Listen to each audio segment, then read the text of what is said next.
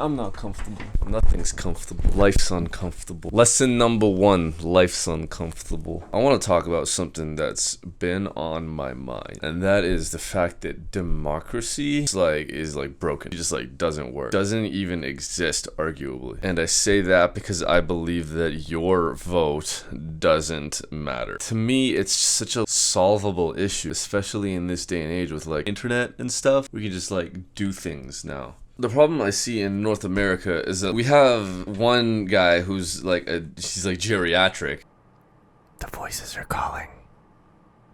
It's a poltergeist. He shouldn't be running his poop schedule, let alone a country. And the second guy is I'm pretty sure this is I've never met anybody who is enthusiastic about Trudeau. I'm pretty sure he only got reelected because America gave conservatives a really bad rap. It begs the question, why are two people that, if I had to guess, most of the country either does not care or doesn't want to be in office? Something's broken, something's fucked up, something needs to be addressed, because that should not be happening, right? Maybe that's why people are so attracted to Trump, because they actually want him to be in office.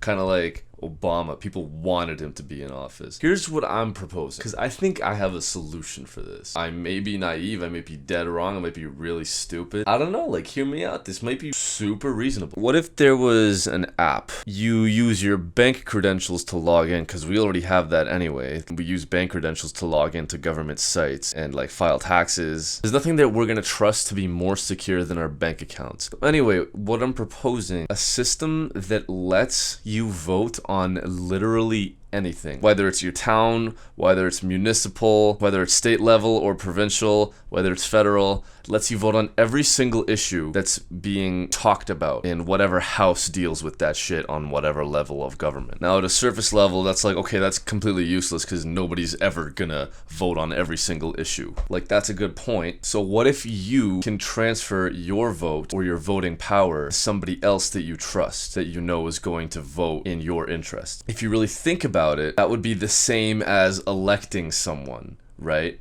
Except you have total and complete control of who you give your vote to at any given time. So if somebody makes a decision that you don't like or you don't agree with, then you can revoke your voting power and give it to somebody else who isn't gonna screw you over. Because the problem we have now is that, these politicians campaign and then they make promises and then they get into office and they don't do any of that. Right? So then what does your vote mean? Your vote means nothing. But what if we had this app and you could transfer your voting power to somebody you trust and you can revoke it at any given time, so that would be its own deterrent? Yeah, and you could even divvy up your vote based on categories. So for example, if you're voting on economic policies, you can transfer your vote just for economic policies to someone who's an expert in economics.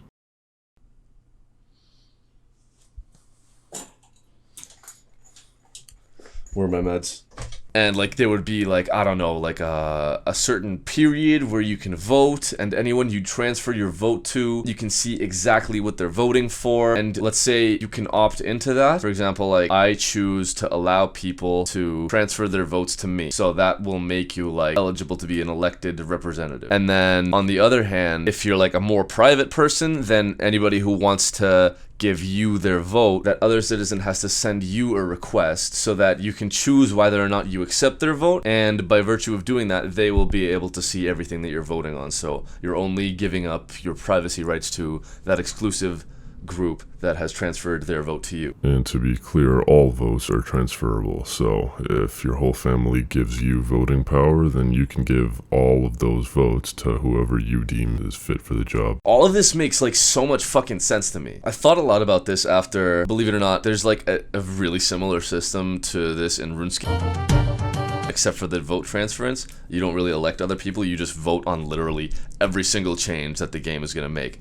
And the system works really well. For the most part, people are happy with the game. There have been so many changes, right? Old school RuneScape, so they take the 2007 version and then they build on it, right? And most people will be like, oh, you're defiling the thing that I love, but everybody is voting on changes. They don't make a single decision without talking to the community first. And so at the end of the day, they're actually building a really, really great game. Everybody who engages in the game is actually happy with it. And we can replicate that in our countries. It would be better than the system that we have now, at least in my opinion. It might be a little chaotic at first because probably nothing's gonna get done because there's just way too much going on. People don't know who to give their vote to. But once everything's like established and people have like a track record of, oh, here's what I voted on in the past and here's what I'm gonna vote on in the future, and people are more willing to give their votes out to people that they trust, then everything's gonna be super, super smooth. And until like an average hacker is able to access a quantum computer to like hack everybody's passwords, this system would at least last that long. And by the time that happens, What they're the hell probably is gonna this figure out tangent? a way to make it impervious to that quantum computer issue. Because if you don't know,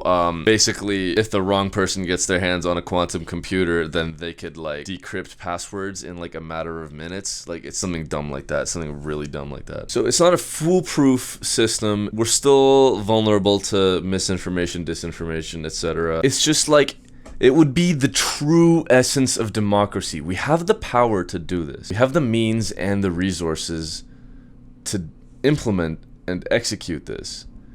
And it would just give the power to the people as democracy was meant to do. Because like realistically, right now, we're living in the facade of democracy. We don't choose what happens. There's like levels of government that are above the government, which is why like nothing really changes, and no matter who you get into office, everything pretty much stays the same. All the corporate interests are protected. I just think this would solve a lot of problems on like so many levels. The argument I would see is if you don't believe in democracy and you think that people running countries as like a disjointed collective would just be utter chaos and we would have no idea what we're doing, in which case, like, okay, well, can we like admit that? Can we admit that we don't like democracy and just like admit that we're living in a facade of a democracy that is really just probably like a semi-authoritarian state? I don't know, that's all I have to say on this for now. Maybe I'll do a more in-depth video in the future. Let me know what you think in the comments.